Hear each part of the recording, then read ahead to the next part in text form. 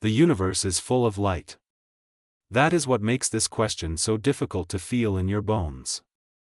Look up on a clear night and everything about the sky argues against decline. Stars burn. Nebulae glow. Galaxies turn like jeweled storms in the dark. Supernovae erupt. Black holes feed. New worlds condense from dust. Matter still gathers. Radiation still crosses the void. The cosmos does not look dead. It looks busy. It looks almost young. And that may be the most misleading thing about it. Because in physics, death does not always mean silence. It does not always mean stillness. It does not always mean the sudden extinguishing of every light at once, like someone switching off a cosmic screen. Death, in a deeper and more unsettling sense, can mean something else entirely. It can mean a system has already passed its decisive turning point. It can mean the richest era is over even while consequences continue for ages afterward. It can mean the future is not open in the way it once was, only prolonged. It can mean the grand abundance is behind us and what remains is not vitality, but aftermath. A tree can die before all its leaves fall. A civilization can be doomed long before its last building stands empty. A star can be terminal long before the final collapse.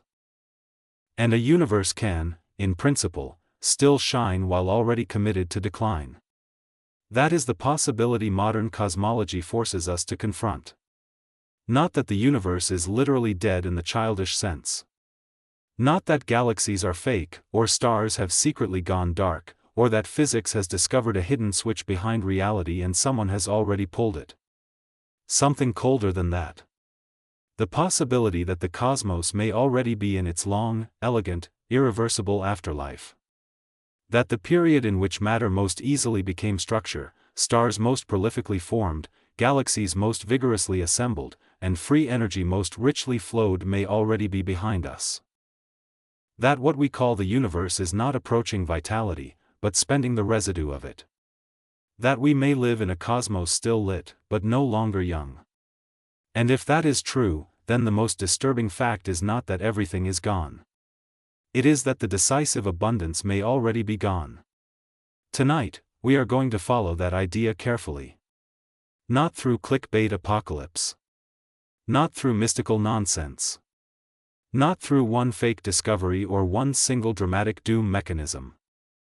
We are going to follow it through thermodynamics, stellar history, cosmic expansion, dark energy, black holes, horizons, entropy, and the strange possibility that the universe can be globally terminal while still looking locally glorious.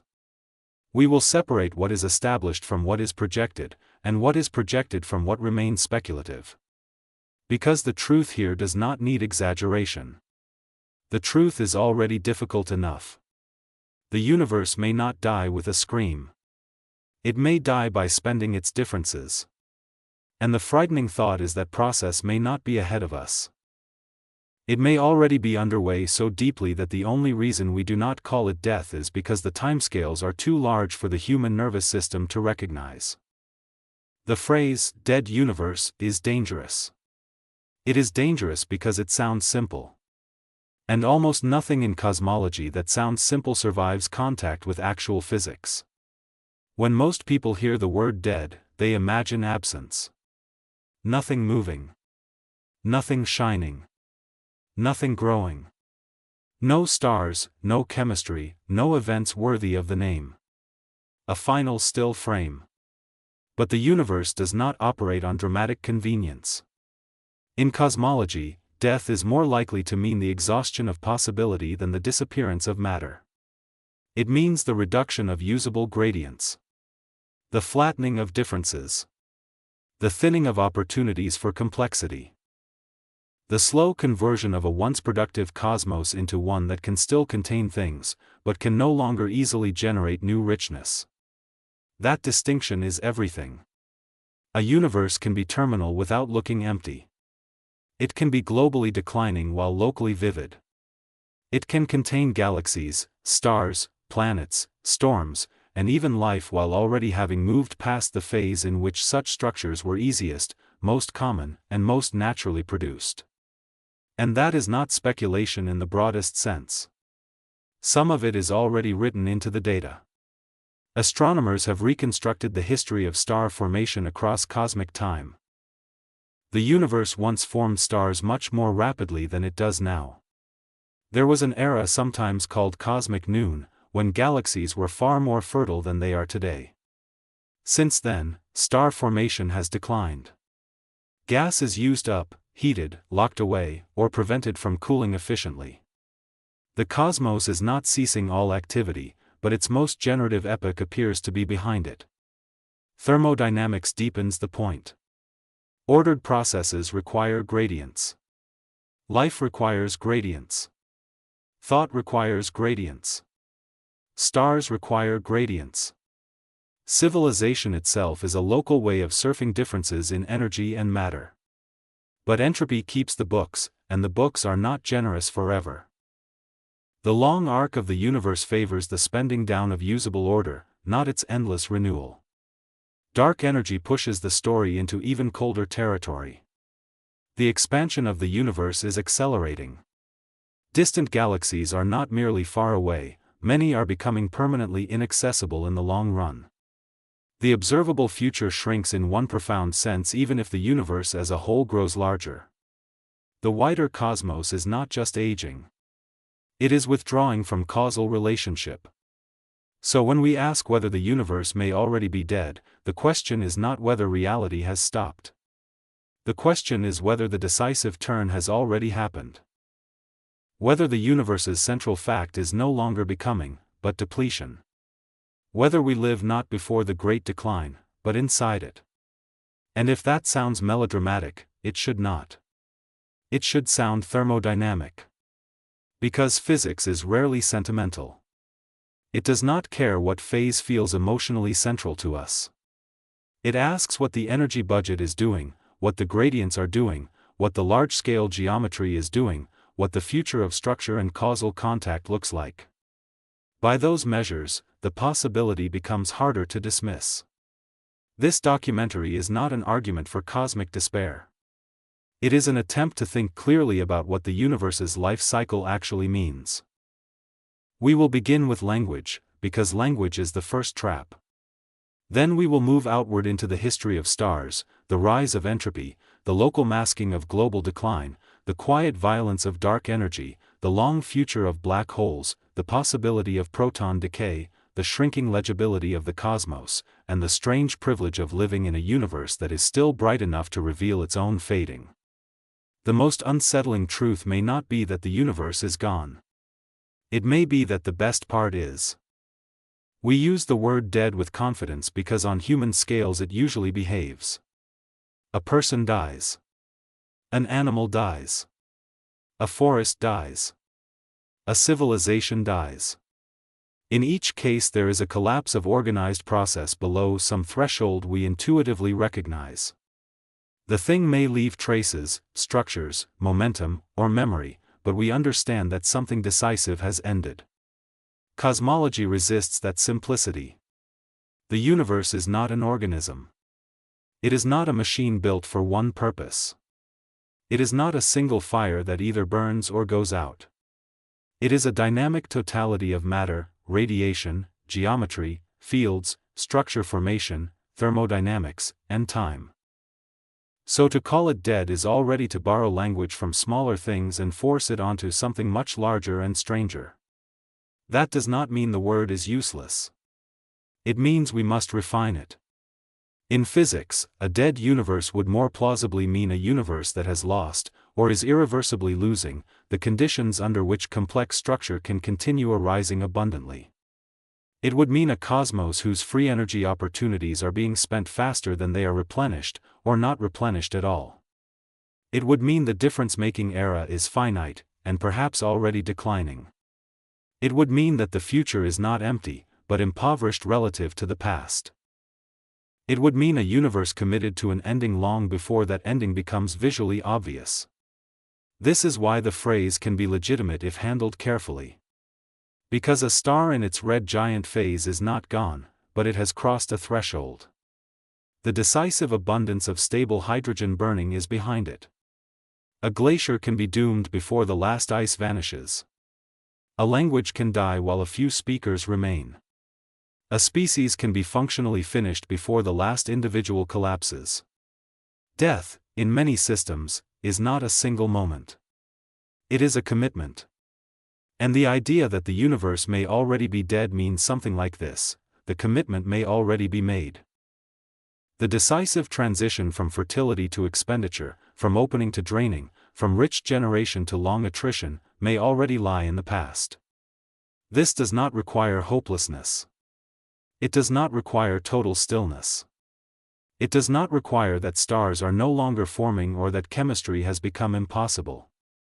It only requires that the dominant direction of the cosmos is no longer toward greater abundance of structure-building opportunity, but away from it. That is a different kind of terror than ordinary apocalyptic thinking provides. Apocalypse wants spectacle. A blast. A rupture. A final announcement. Cosmology offers something colder. The possibility that the universe's death is neither visible as an event nor localized as an object, but distributed through trends: declining star formation, rising entropy, widening horizons, isolating expansion, the eventual consumption and evaporation of structure, the attrition of usable order. This is why the word dead has to be handled like a fragile tool. Used carelessly, it collapses into nonsense. Used precisely, it becomes a way of naming a real and profound possibility, that the cosmos can still be active while no longer being in its age of deepest vitality. And that leads to a necessary next question. If the universe may already be less alive than it once was, how would we know? We would start with the stars. There is a quiet insult hidden inside modern astronomy. The sky you see is not the sky at the universe's most fertile moment. We tend to assume, emotionally, that the present is central. Not because we consciously believe it, but because consciousness always arrives in the present tense. We look around and call this normal. We see stars and galaxies and think, this is what the universe is like. But cosmology has made it increasingly clear that the universe has a history of vigor. And we are not standing at its peak. In the early universe, after the first stars and galaxies formed and structure began to grow, there was a long period during which galaxies were far more actively making stars than they are now. Gas was plentiful. Collisions and interactions were common. Matter had not yet settled into the quieter arrangements that dominate many regions of the cosmos today. The universe was not merely younger. It was more productive. This does not mean earlier was better in some sentimental sense. The young universe was violent, uneven, and in many regions profoundly hostile. But in terms of raw structure-building power, the conversion of primordial matter into stars, heavy elements, planets, and the long chain of possibilities that follow from them, it was more generative. That matters because it changes the default picture. We do not live in the universe's opening blaze, nor at its maximal star-forming abundance. We live after a crest. The cosmos has already passed through eras when the making of stars was easier and more common than it is now. Many galaxies today are older, quieter, more gas-poor, and less eager to turn raw material into new luminous engines. Some are effectively retired in star-forming terms. They still exist, still shine through old stellar populations, still participate in cosmic architecture, but their most creative phase is over. This is one of the most important facts in the emotional logic of our question. A universe can be more alive in one era than another. That sounds almost poetic until you translate it into physics. More star formation means more fresh energy sources, more nucleosynthesis, more enriched chemistry, more dynamic galactic ecosystems, more opportunities for planetary systems to arise. Less star formation means the opposite trend. Not immediate sterility, but diminished cosmic fecundity. There is no shame in calling that a kind of aging. And if aging is real, then so is the possibility that what remains is not youth, but aftermath. This is where many people instinctively resist. They point to the continued existence of countless stars and galaxies, to the formation of some new stars still underway, to the richness of the present universe. And all of that is true. The cosmos is not empty. But the existence of activity is not the same as the existence of peak vitality. A forest in late autumn is not barren, but it is not in spring. A civilization can still build monuments in decline. A body can still move while dying. The question is not whether something remains. The question is what phase we are in. And the data increasingly suggest that the universe's richest age of production is behind us. To understand how strongly, we need to visit one of the great chapters of cosmic history. An era with a deceptively gentle name. Cosmic noon. Cosmic noon sounds almost pastoral. It sounds like sunlight on stone, a warm interval, a peaceful middle hour in the day of the universe. In one sense, that is not entirely wrong. It names a middle period in cosmic history when star formation across the universe reached its approximate peak. But behind the soft phrase lies one of the most consequential realizations in modern astrophysics: the universe had a season of maximal fertility, and we are no longer in it. Roughly several billion years after the Big Bang, galaxies across the cosmos were making stars at much higher rates than they do now. Gas clouds collapsed. Mergers stirred matter. Gravitational interactions fed central black holes and reshaped galactic environments. The raw material for stellar birth was abundant, dynamic, and comparatively easy to mobilize. This was an era of intense cosmic productivity. The name matters because it tells us the universe has a timeline of vitality. Not just a timeline of existence. The stars you see in the night sky often encourage a static illusion. They make the cosmos seem like a timeless museum of shining objects. But cosmic noon reveals that the universe is more like an ecosystem with phases. Youth. Escalation. Productivity. Gradual drawdown. And we are on the far side of the drawdown. The global star formation rate has declined significantly since that peak. Galaxies are, on average, less efficient cosmic nurseries than they were in that earlier epoch. This does not mean star formation has stopped. It means the great cosmic abundance of it has diminished. The furnace is still on in places, but it no longer burns with the old extravagance. Why did this happen? Partly because gas, the fuel of stars, is not an endless reservoir in an accessible state. Some of it gets used up. Some gets locked into long-lived stars, remnants, or hot halos. Some is blown outward by supernova feedback or active galactic nuclei. Some becomes dynamically harder to cool into the dense clouds needed for efficient star birth. Galaxies mature. Environments stabilize or overheat. The universe becomes, in a measurable sense, less eager to make new luminous complexity. This is not a failure of the cosmos. It is an accounting. A universe with finite matter and thermodynamic direction was never going to produce stars at peak rates forever. And once you accept that, a disturbing inversion appears. The night sky is not evidence that the universe is at full strength. It may be evidence that we are looking at embers from a far richer era. That is not literally true in every local sense, of course. Many stars are young enough, many systems still forming enough, that the present remains full of active history. But globally, on the grandest scale, the universe's stellar creativity has already waned. This transforms the meaning of the present. We are not just inside cosmic history. We are inside a late chapter of one of its key generative processes. The phrase, already dead, begins to make more sense here.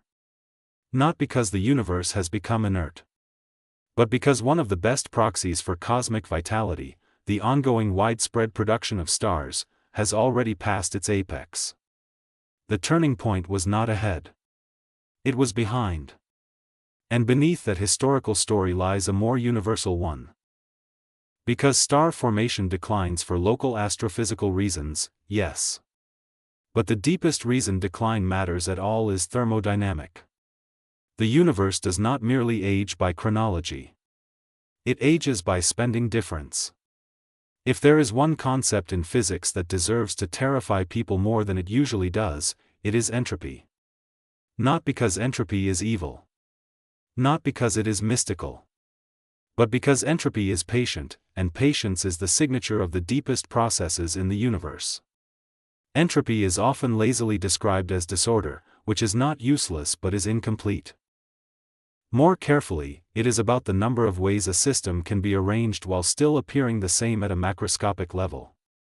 It is about the spreading out of energy, the loss of concentrated gradients, the movement toward states that are easier to realize statistically than highly ordered ones. But for our purposes tonight, there is a simpler and more emotionally exact way to say it. Entropy measures how the universe spends its differences. A hot star in a cold sky is a difference. A charged battery is a difference. A living cell is a difference. A brain, a weather system, a civilization, a biosphere, an orbiting planet under a shining sun, all of these are structures that exist because some energetic asymmetry is available to be exploited. Life does not run on energy in the abstract. It runs on energy that has not yet been flattened. Thought is not powered by stuff. It is powered by gradients. So when physicists talk about the thermodynamic future of the cosmos, they are talking about something much more intimate than temperature. They are talking about the long fade of usable contrast. The long depletion of the kinds of structured imbalance that make anything interesting possible. This is where the idea of a dead universe becomes more rigorous. A dead universe is not necessarily one without particles, radiation, or geometry. It is one in which the differences that once drove complexity have been spent to the point that sustained structure building becomes vanishingly rare or impossible. And the crucial point, the disturbing point, is that this spending is not merely future tense. It is already the basic direction of the cosmos. Entropy has been climbing from the beginning. Every star that shines is participating in that story. Every supernova, every accretion disk, every chemical gradient, every act of metabolism is not an exception to thermodynamics but an episode within it. This can sound bleak until you understand its grandeur. The universe produces complexity not by defying entropy, but by cashing local checks written on global imbalance. Stars form because gravity creates dense hot regions. Planets orbit because dynamical history leaves usable patterns. Life emerges because a world like Earth sits between a hot star and cold space, bathing in a gradient that can be metabolized. But none of this is free. It is expenditure. And expenditure carries a direction. That is why, already dead, is not as silly a phrase as it first sounds.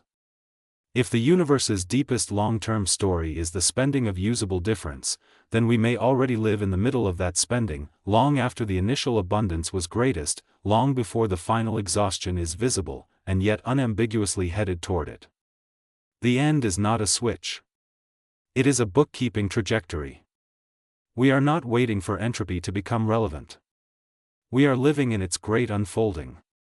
And because human life unfolds locally, we are easy to fool. We see our star, our world, our weather, our biology, our technologies, and we mistake the existence of local structure for proof of global youth. But local structure can persist inside global decline for vast stretches of time. In fact, that is exactly what physics would lead us to expect. Which means the universe may be able to look beautiful while already spending its last great reserves of beauty-friendly conditions. That is a hard idea to hold emotionally. So we need to make it concrete. How can local vividness hide global deterioration? How can a cosmos look full of life while trending toward terminal quiet? The universe is very good at hiding its own scale. That may be the most practical definition of cosmological confusion. Our lives are local. Our senses are local. Our myths are local. Even our astronomy, though now unimaginably more powerful than it once was, is still conducted from one tiny gravitationally bound corner of one galaxy among trillions of stars. So when we judge the condition of the universe by appearance, we are like passengers in one bright room trying to infer the state of an entire city at night. A single house can be lit while the grid is failing. A single branch can be green while the forest dies. A single limb can feel warm while the body enters terminal decline. That is the logic we must import into cosmology. The presence of stars near us, galaxies visible to us, and local structure around us does not by itself tell us whether the universe is in its prime. It tells us only that we inhabit a region and an epoch where enough gradient remains for structure to persist. It does not tell us whether the grand trend is one of opening or depletion. And the grand trend, as far as current cosmology can reconstruct it, is depletion. This is one of the reasons the night sky is emotionally misleading. It compresses ages into simultaneity. Ancient stars and younger stars coexist in our field of view. Nearby structure and very distant structure are gathered into one aesthetic experience. Our minds see abundance and infer freshness. But abundance can be the residue of older fertility. What glows now may be inheritance, not youth. Consider old galaxies. Many are filled with stars that were formed in far more active eras than the present. They still shine magnificently. To a naked eye, to a telescope, to a camera, they are alive with light. But much of that light can come from long-lived stars persisting after the galactic engine of rapid star formation has already slowed dramatically. The brightness remains. The phase has changed. Human beings are poor at this kind of distinction because we are tuned to event-based danger. We notice explosions more than slow attrition. We fear impact more than trend. We think in terms of what is happening now to us, not what phase the larger system has already entered. This is one reason why dark energy, entropy, and cosmic horizon loss feel abstract. They do not scream. But thermodynamic decline does not need to scream. It only needs to continue. There is another layer here that makes the illusion even stronger. The universe is old enough for complexity to have emerged, but not so old that complexity has vanished. This intermediate status flatters perception. We do not live in the blazing early plasma. We do not live in the frozen remnant-dominated far future. We live in a comparatively legible interval where stars still exist in huge numbers, chemistry is rich, galaxies can still be studied, and cosmic history can still be reconstructed. It is tempting to read that as centrality. It may actually be lateness. A still legible late period. A graceful decline. This is one of the most haunting possibilities in cosmology, not that we are early enough to see the beginning, but that we are late enough to witness the aftermath while still mistaking it for fullness. And now the story becomes even colder. Because entropy explains why decline matters in principle. But dark energy explains how the future becomes lonelier even before the final thermodynamic exhaustion arrives. The universe is not only spending its differences. It is pulling its distant parts away from one another. If entropy is the silent accountant of cosmic decline, dark energy is the cold architect of cosmic loneliness. The discovery that the expansion of the universe is accelerating was one of the great shocks of modern cosmology.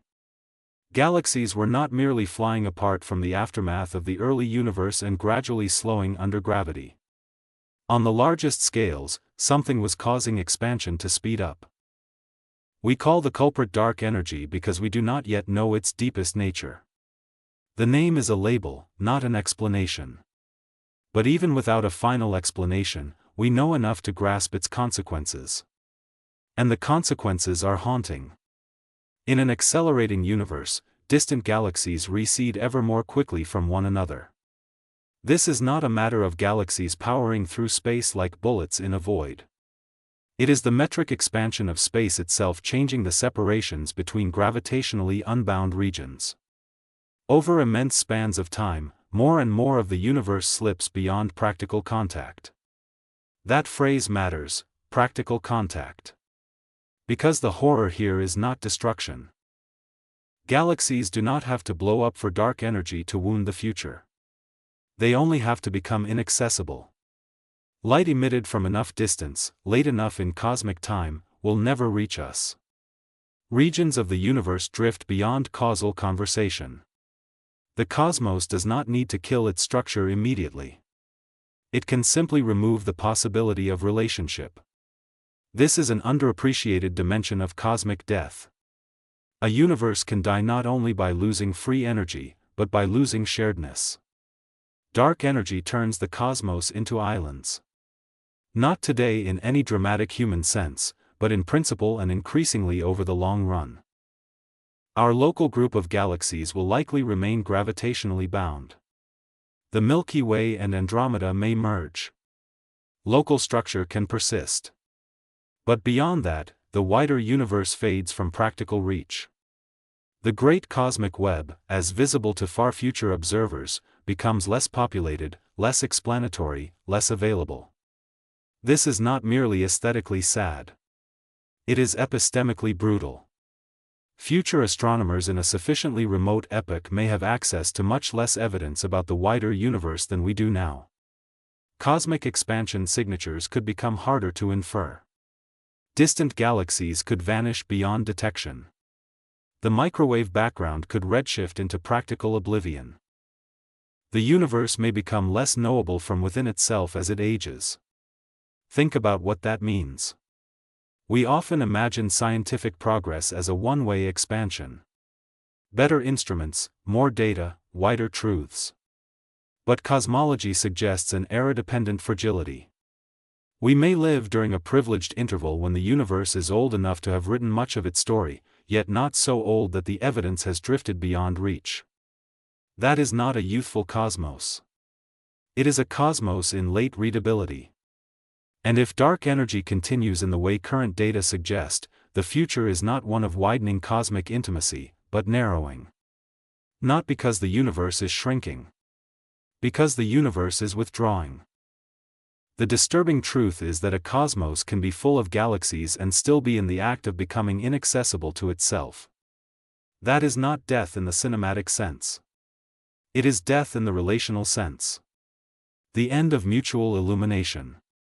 And because horizons are the geometry of that withdrawal, we need to look at them more directly. What happens to a universe when more and more of it slips permanently beyond view? There are few ideas in cosmology more devastating than this one. The future sky will be poorer than the present sky. Not poorer in beauty for every local observer all at once. Not poorer tomorrow night in any way your eyes could detect. Poorer in the deep architecture of what can ever be seen, ever learned, ever remained in causal conversation. The observable universe is not the whole universe. It is the region from which light has had time to reach us. But in an accelerating cosmos there is also a future-facing boundary, an event horizon of sorts, beyond which emissions produced late enough can never arrive. The result is a universe in which access shrinks even as expansion continues. This should feel strange, because it violates one of the most instinctive assumptions the human mind makes about large things. If the universe gets bigger, surely there should be more to know. Cosmology answers, not necessarily for you. There can be more universe and less accessible universe at the same time. Distant galaxies will not vanish like lights being snuffed. They will redshift, dim, and fall away into causal irrelevance. Their history can continue magnificently in their own regions, but not in ours. This is a form of loss unlike ordinary destruction. It does not ruin what is there. It ruins what can be shared. And this is why the death of a cosmos is not well described by the language of objects dying one by one. A richer description involves the death of horizons of relation. The death of observational abundance. The death of access. In the unimaginably distant future, observers confined to a merged local galactic remnant might look outward and see almost nothing of the wider cosmic story. The universe could appear static, local, self-contained. The great evidence for cosmic expansion, for the Big Bang, for vast external structures, could become inaccessible. It would not be false. It would be absent from their world of evidence. We are used to thinking of ignorance as a temporary defect. Cosmological horizons force a harsher possibility: some ignorance is structural. That is one reason the phrase, already dead, acquires force. If the universe's future involves the progressive erosion of shared sightlines, then part of its death is already written into the geometry. The turning point is not the final empty darkness. The turning point is the commitment to isolation. And that commitment, if dark energy behaves roughly as we currently think, is already in effect. We are not waiting for the cosmos to decide whether it will keep its distant regions in contact. The decision appears to have been made. This does not mean despair is rational. It means innocence is not. The universe may be much less like a permanent public square and much more like a dispersing city whose outer districts are already receding into unreachable fog. That leads naturally to another misconception we need to strip away. Even if galaxies vanish from view and star formation declines, black holes will remain for fantastically long times. Doesn't that mean the universe still has an enduring core of structure? In one sense, yes. In another, black holes deepen the case for terminality. Because endurance is not the same as vitality. Black holes are often imagined as the great survivors of the universe. And in timescale terms, that is not wrong. Long after ordinary stars have died, long after galaxies quiet down, long after many familiar forms of luminous structure disappear, black holes may remain. Stellar remnants, supermassive black holes, and the gravitational debris of old structure can outlast nearly everything we emotionally associate with a living cosmos. They are the patient monarchs of late eras. But survival is not rescue. A graveyard can outlast a city. That does not make it more alive. This is one of the most important emotional corrections in the entire documentary. The long persistence of black holes can create the illusion that structure remains robust far into the future. In a trivial sense, yes, some structure remains. But a universe increasingly dominated by black holes is not a universe in flourishing balance. It is a universe whose energy-rich, chemistry-rich, star-rich phase has given way to a far harsher and sparser one. Black holes gather and preserve by consuming. They are not engines of generous complexity in the ordinary sense. They can power spectacular environments while accreting matter, yes, but those episodes are finite. The broader story is one of concentration, sequestration, and, eventually, evaporation. This is where Hawking's insight enters the long decline. Black holes are not truly eternal in the semi-classical picture. They radiate. They lose mass. Over absurdly large timescales, they can evaporate away. The bigger they are, the longer they last. Supermassive black holes will outlive stars by inconceivable margins. But outlasting is not overcoming. Their persistence is part of the universe's late-time exhaustion, not an exception to it. And black holes do not preserve the old richness of the cosmos. They mark its simplification. Imagine the contrast. A galaxy alive with star formation is chemically fertile, dynamically rich, full of distinct thermal environments, radiation fields, planet-building disks, gravitational interactions, and the possibility of new complexity. A black hole-dominated future is not that. It is a stripped-down cosmos, one in which earlier abundance has been compacted, locked away, or already spent. The very things that make black holes grand in the imagination, extremity, endurance, secrecy, also make them poor symbols of vitality. They are like monuments to what used to be possible. And then even they begin to go. This is one reason the death of the universe is so hard for human beings to picture. We are tempted to use the presence of any remaining entity as proof that the larger system still meaningfully lives.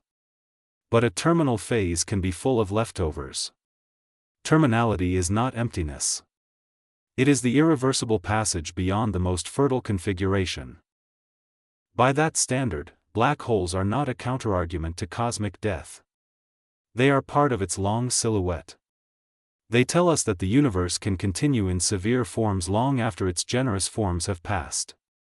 They tell us that persistence is not the same as youth, that structure can survive into deep old age without reversing the larger arc of exhaustion. And if black holes linger as monuments, heat death names the broader commitment into which all those monuments eventually dissolve. Heat death is one of the most misunderstood endings in science because people keep trying to imagine it as an event. It is not. It is not a cosmic detonation. Not a last flash. Not a sudden transition everyone in the universe could agree happened at noon on some final day. Heat death is a direction. A thermodynamic asymptote. A commitment the universe may already have entered even though the aftermath stretches beyond ordinary comprehension. This is precisely why it fits our title so well. If the universe may already be dead, one rigorous way to interpret that is this: it may already be on the thermodynamic path whose decisive logic cannot be reversed, even if its visible consequences take unimaginable time to mature. Heat death means a state in which usable free energy has been exhausted to the point that no significant work can be done, no enduring complexity can be sustained, and no large-scale gradients remain to power structured processes in the ways we associate with rich cosmic activity.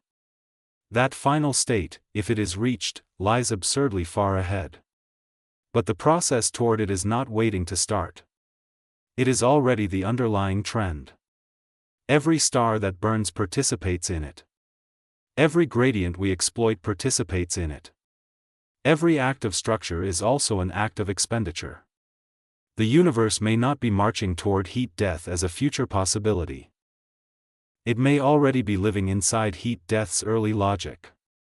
This matters because it changes how we emotionally place ourselves in time. Human beings prefer thresholds, before and after, alive and dead, safe and unsafe. Thermodynamics does not honor that preference. It offers curves, drifts, statistical tendencies, and long commitments. A body can be terminal without having stopped breathing. A forest can be terminal without having lost every tree.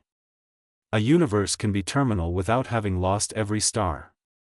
The decisive question is not, is there still activity? It is, what is the direction of the total story? And the thermodynamic answer is plain. The total story spans difference. That does not mean complexity cannot arise locally. It does. It has. We are part of it. But local complexity does not refute the global direction. It depends on it. It is a transient flower in a wider field of expenditure.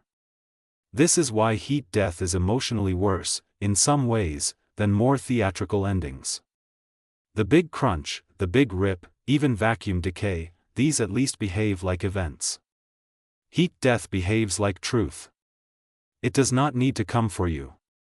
It only needs to remain the governing tendency of a universe with finite gradients and expanding space. Now, to stay disciplined, we should note that the exact far future depends on aspects of cosmology and particle physics that are not all settled. Dark energy may prove more complicated than a cosmological constant. Proton decay may or may not occur. Quantum gravity could modify some late-time story in ways we do not yet foresee. But none of those uncertainties erase the central thermodynamic intuition. The generous universe is not the permanent universe. And once you understand that, our title begins to sound less like provocation and more like a strangely sober reframing. The universe may already be dead in the sense that the great spending has already begun and the commitment is already made. What remains is duration. And duration, when stretched across cosmic scales, can conceal terminality so effectively that we mistake the afterglow for youth. Which brings us to a deeply speculative but serious enough long-term possibility to deserve a place in the ledger. What if matter itself does not survive forever? If you want a measure of how merciless cosmology can become, here it is. Even the persistence of matter may not be guaranteed. Now we have to be careful. Proton decay has never been observed. In the Standard Model as currently formulated, the proton is effectively stable. But many grand unified theories and some beyond Standard Model frameworks suggest protons may eventually decay over stupendous timescales. This is not established fact. It is speculative, though serious enough that experiments have searched for it. Why mention it at all? Because it sharpens the meaning of cosmic death. If protons truly are unstable over vast durations, then much of what we think of as durable ordinary matter is not eternally durable after all. The future of the universe would involve not only declining star formation, not only black hole-dominated late eras, but the literal long undoing of baryonic matter itself. Mountains, planets, dust grains, stellar corpses, all would be participating, however slowly, in a deeper erosion. Even if proton decay never occurs, black holes still eventually evaporate in Hawking's framework. So whether through the instability of matter or the evaporation of the universe's most durable massive remnants, permanence remains under suspicion. This is one reason cosmic terminality is so difficult to emotionally resist. Every fallback sanctuary turns out to be less final than it first appears. Stars die. Black holes evaporate. Galaxies isolate. Gradients flatten. Matter may decay. The universe retains the power to outlast every local hope for permanence without ever ceasing to move towards simplification. And yet the long undoing of matter is not the main point here. The main point is that the universe's apparent solidity is not the same as eternal security. Human beings are biased by mid-scale stability. Rocks seem permanent. Atoms seem solid. Celestial mechanics seems patient. But cosmic physics keeps pulling the floor away from these intuitions. Stability is often contingent and era-dependent. Structures that seem timeless on human scales can be temporary on cosmological ones. The future is not obligated to preserve the furniture of the present. This is why, Already Dead has force beyond rhetoric. It names the possibility that the cosmos has already crossed the most important threshold, from generative abundance to terminal expenditure, even though its durable leftovers still create the illusion of long vitality. A body can outlast health. A building can outlast a civilization. Matter can outlast cosmic youth. That is the emotional logic of these late-time scenarios. They do not tell us that nothing remains. They tell us that remaining is not the same as flourishing. And now we can state the core paradox more clearly than before. How can the universe be terminal without looking dead? Because death, in cosmology, is not primarily about visual darkness. It is about the long loss of capacity. We are almost ready for the deepest synthesis, but first we need to clear one more emotional obstruction. The human mind associates death with visible cessation because on our scale that is often how it works. A living thing stops metabolizing. A fire goes out. A city empties. The sign of ending is obvious. Cosmology is crueler because it allows decisive decline without dramatic local evidence. A universe can be terminal without looking dead because terminality is about the fate of its possibilities, not the immediate appearance of its contents. A field after harvest is not empty because it is dead. A language after conquest is not silent because it is dead. An ocean after collapse is not dry because it is dead. The decisive loss can precede the final visible emptiness by a very long time. The same may be true of the cosmos. There are still stars because stellar lifetimes are long. There are still galaxies because gravity binds local structures. There is still chemistry because entropy has not yet flattened every usable difference. There is still thought because we inhabit a world temporarily suspended between energetic abundance and final exhaustion. None of that proves the universe remains in its age of greatest vitality. It may prove only that the terminal phase is slow. And in a universe measured in billions and trillions of years, slow is a deceptive word. This is what makes the title unsettling in a serious way. Already dead does not mean already empty. It means the decisive transition may already have happened. The cosmos may have entered the long afterlife of its most fertile age while still containing enough residual structure to fool locally embedded creatures like us. This reading is strengthened by several facts taken together. The peak era of star formation is behind us. Entropy is not a future visitor but an ongoing directive. Dark energy appears to enforce increasing isolation. Black holes will eventually outlast stars, but not restore fertility. Long-term scenarios for matter and structure point toward attrition, not renewal. No single one of these facts by itself proves the phrase. Together, they make it much harder to dismiss. And there is another unsettling implication. If the universe is terminal in this distributed, non-dramatic way, then the search for one final catastrophic event may itself be childish. We keep waiting for the universe to die properly, visibly, in a way that satisfies the theatrical habits of the human mind. But the universe may not owe us that. It may have already done the decisive thing by passing beyond its greatest capacity for richness, and what remains may simply be the elegant burn-down of what was once abundant. This is not anti-human. It is simply anti-romantic. It says our local vividness is real, but not central. The stars overhead are real. The biosphere is real. Culture is real. Love, memory, mathematics, music, planetary weather, telescopes, and grief are all real. But they may all belong to a late chapter, not a middle one. An afterglow, not a dawn. To keep that from sliding into melodrama, we now need a hard boundary between what current science strongly supports and what we are inferring from that support. Because this subject attracts overstatement the way deep space attracts projection. Let us lower the temperature without losing the gravity. There are things we know well enough to say with confidence. There are things we infer strongly but cannot witness directly. And there are things we discuss because they clarify possibilities, not because they are established destiny. What is established? It is established that the universe is expanding.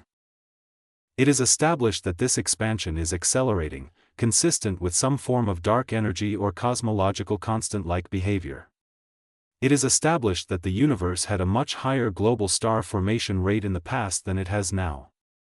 It is established that stars have finite lives, that galaxies evolve, and that much of the visible structure we cherish is historically contingent. It is established that entropy provides a thermodynamic arrow and that usable free energy is central to the existence of organized complexity. It is established that black holes exist and that Hawking's framework implies black holes radiate, though their complete quantum fate remains tied to deeper issues. What is strong projection from established physics? It is a strong projection that the cosmos is in long-term thermodynamic decline in the sense relevant to structure-building opportunity. It is a strong projection that continued accelerated expansion will increasingly isolate gravitationally unbound structures. It is a strong projection that the universe's most star-forming era is already behind it. It is a strong projection that future observers, in very remote epochs, may have access to less cosmological evidence than we do now. It is a strong projection that black holes, stars, and ordinary structure do not represent permanent vitality but stages in a long depletion. What remains speculative or model-dependent? The exact nature of dark energy remains unknown. Proton decay remains unobserved and speculative. The full late-time fate of the universe depends on physics not yet complete, including quantum gravity and possible beyond-standard model effects. The Big Rip, phantom dark energy scenarios, and some exotic cosmic fates are speculative rather than standard expectation. The exact meaning of death at the cosmic scale remains interpretive, because the universe is not a biological organism and the metaphor itself is being imported carefully. What would be overreach? Saying the universe is literally dead right now in any ordinary sense. Saying nothing new can happen. Saying stars no longer form. Saying life elsewhere is impossible because the universe is aging. Saying one dramatic end scenario has been proven. The disciplined claim is subtler and, to my mind, more disturbing. The universe may already have passed its most fertile epoch and entered a long, irreversible decline in structure-building abundance, even though the visible aftermath remains rich on local scales. That sentence is not clickbait if you understand the evidence behind it. It is cosmological sobriety. And once you say it aloud, another feeling emerges, not only dread, but gratitude. Because if the cosmos is terminal in this long elegant way, then our era has a strange privilege. We may live late. But we still live during legibility. One of the most beautiful and melancholy thoughts in all of science is that the universe may be easiest to understand during a relatively narrow window of its own history. Too early, and the cosmos is opaque plasma, structure incomplete, observers absent. Too late, and distant evidence fades beyond horizons, star formation wanes, the microwave background weakens into obscurity, and the wider architecture of cosmic history becomes harder to reconstruct from inside any one isolated region. We appear to live between those extremes. Late enough that the universe has formed stars, heavy elements, planets, chemistry, and minds. Early enough that much of the evidence is still visible. That is a strange privilege. It also carries a sting. Because it suggests our era's clarity may not be a sign of centrality, but of timing. We do not necessarily live in the universe's prime. We may live in one of its last great readable ages. An age when the sky still contains enough memory to explain itself. That thought deepens the title in a way no purely apocalyptic version could. If the universe may already be dead in the sense we have been tracing, then our special status is not that we inhabit the cosmic beginning. It is that we inhabit a lingering interval before the final thinning becomes too severe for the whole story to remain visible. A future civilization trapped inside a merged galactic remnant might inherit a radically poorer sky. The evidence for expansion, cosmic dawn, and distant large-scale structure could be gone from practical reach. They might live in a universe that appears smaller, quieter, and more self-enclosed than the one we know, not because reality changed in kind, but because access changed in geometry. We are, by contrast, bathed in testimony. Galaxies still fill the deep field. The microwave background still glows. Supernovae still help map expansion. The chemical evolution of stars still writes readable history into spectra. We can study the universe as biography because enough of its past remains causally available. That is not an eternal condition. Which means the present may be one of the last chapters in which the cosmos still openly narrates itself. There is gratitude in that. There is also unease. Because if a still legible universe is a privilege, then the privilege itself implies decline. You only call something a late readable interval if there were earlier fertile phases and if there will be later impoverished ones. The compliment contains the elegy. And that elegy points us toward an even harsher possibility. What if the universe's golden age is not only not ahead of us? What if it is far behind us? Human beings love the future because it protects us from scale. As long as the best part is ahead, we do not have to fully metabolize what has already been spent. This is true in private life and, apparently, in cosmology. It is emotionally easier to imagine that the universe is still climbing, still opening, still moving toward richer abundance. But the evidence increasingly leans another way. The grandest period of prolific star formation is over. Galaxies are aging. Dark energy is stretching the future into isolation. The thermodynamic arrow does not point toward a second youth. This does not mean the past was idyllic. It means the past was more productive. And that may be enough to say the golden age, in a cosmic sense, is gone. The phrase golden age is dangerous, of course. It can make us smuggle human aesthetics into neutral physics. But if we use it carefully, to mean the era of maximal large-scale fertility in which the universe was most vigorously converting raw matter into stars and structured richness, then it is a defensible phrase. And it does not belong to us. We are not standing at cosmic noon. We are standing after. This should be more psychologically destabilizing than it usually is. We are accustomed to scientific demotions, not the center, not the chosen species, not the permanent form of reason. But lateness is a special kind of demotion. It tells us not only that we are not central, but that we may be witnessing a cosmos already past its best productive hour. Again, that does not make the present bleak. Autumn is not bleak in every sense. Late afternoon light can be more beautiful than noon. A civilization's late style can be exquisite. The afterglow of a phase can produce great subtlety. But beauty in late light is not the same as maximal generative power. And this is the heart of the title's disturbing truth. The universe may be full of wonder while no longer being in its age of greatest abundance. Those are not contradictory statements. In fact, the poignancy of wonder may depend on that very condition. We may live in a cosmos still lit, but no longer young. That line is not sentimental. It is astrophysical. The stars around us include elderly populations born in far more active epochs. Heavy elements in our bodies were forged in generations of stars that belong to a long chain of cosmic productivity not likely to intensify again on the largest scales. Our existence may be downstream of abundance, not at its crest. The golden age may already be gone.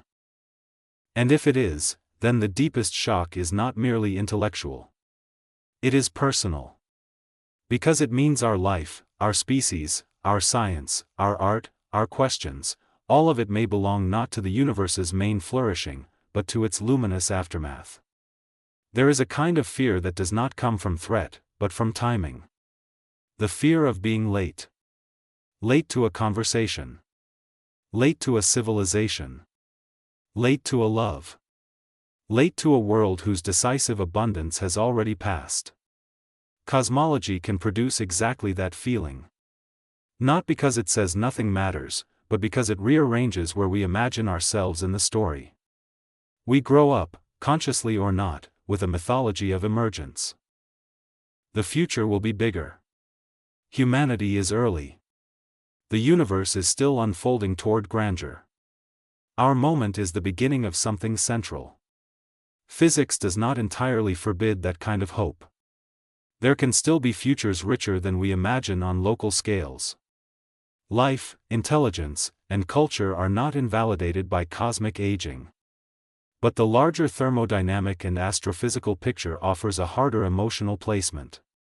We may be living not in the universe's dawn of richness, but in a still radiant afterlife of it. That is a different psychological burden. Because afterlife implies inheritance rather than centrality. It means the conditions we cherish were made possible by earlier abundance. It means the stars that power worlds like ours are part of a later choreography, not the first explosion of cosmic making. It means our privilege may be temporally narrow and cosmically accidental. And human beings do not like accidental privilege. We prefer to imagine ourselves at the meaningful hour. Yet there is another way to read this. If we do inhabit a late but legible cosmos, then our responsibility is not to mourn the lost golden age like exiles from paradise. It is to understand what kind of universe we actually occupy. One that still permits thought, love, inquiry, and local flourishing precisely because the decline is long and graceful, not abrupt. One that has not hidden the laws from us yet. One that still carries enough free energy and enough visible evidence for minds to arise and ask what phase they are living in. That is astonishing. The universe may be old enough to be declining and young enough to still explain itself. We live in that tension. And perhaps that is the deepest psychological shock of all. Not that the cosmos may be dead, but that death, on cosmic scales, is compatible with magnificence. Compatible with light. Compatible with knowledge. Compatible with songs, telescopes, and blue planets. The terminal and the beautiful are not opposites here. They are overlapping conditions. This ruins the childish version of meaning. But it may deepen the adult one. A world is not less precious because it is contingent. It is more. A universe is not less astonishing because its abundance is finite.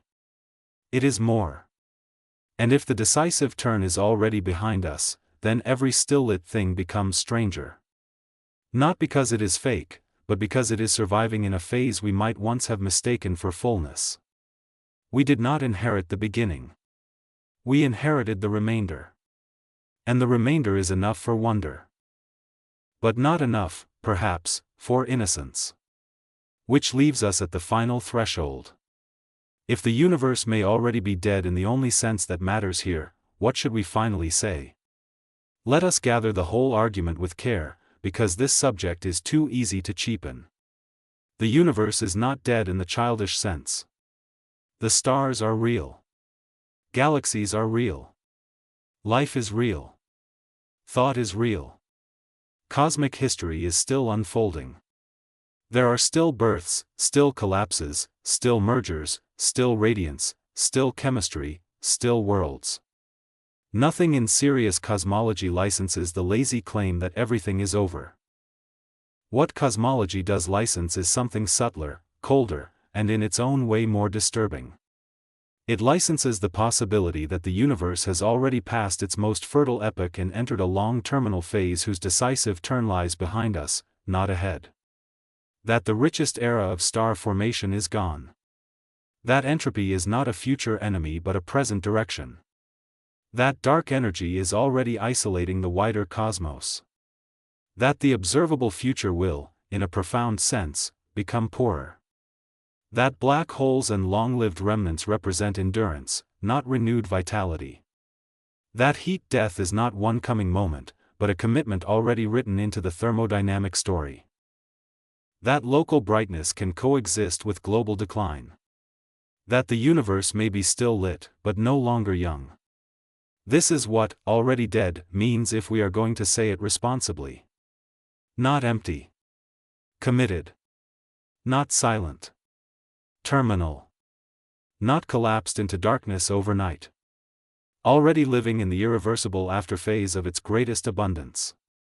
This is a harder picture to dramatize than ordinary doomsday. There is no one villain. No one event. No final explosion to point at. Instead there is a spread of truths, each mild looking alone, devastating together: falling star formation, rising entropy, accelerating expansion, shrinking causal intimacy, the long attrition of structure, the possibility that matter itself is not forever safe, the strange fact that our cosmic epoch may be privileged precisely because the universe has not yet become too poor to remember itself. That is a haunting inversion. We are not special because the universe is young and rising around us. We may be special because the universe is late enough to be comprehensible and not yet so late that the evidence has drifted away. The disturbing truth is not that everything is gone. It is that the decisive abundance may already be behind us. And if that is true, then the universe's death is not something we are waiting to witness like spectators at the end of a play. It is the larger story within which our entire existence takes place. We are not standing before the terminal curve. We may be riding one bright portion of it. That does not make life meaningless. It makes it conditional. It makes habitability narrow, astronomy precious, and every local oasis of order more astonishing than our old, more innocent cosmologies allowed. It means that a blue planet under a stable star is not the default face of the universe. It is a temporary victory against a background trend. A pocket of grace in a system that spends grace. And perhaps that is why the universe feels so beautiful when understood properly. Not because it is eternal in the way children hope, but because it is finite in the way mature minds can barely endure. The universe may not die with a scream. It may die with the spending of its differences. It may not die when the lights go out. It may die when the conditions that make lights abundant have already been spent. It may not die in one last dramatic century of physics. It may already be living in the long, elegant aftermath of the choice thermodynamics has made for it. If that is so, then the cosmos is not a corpse. It is an afterglow. A lit but dying universe. And the most important turning point in its story may not be ahead of us in some final age of darkness. It may be behind us, hidden in the fact that the sky is still beautiful enough to fool us.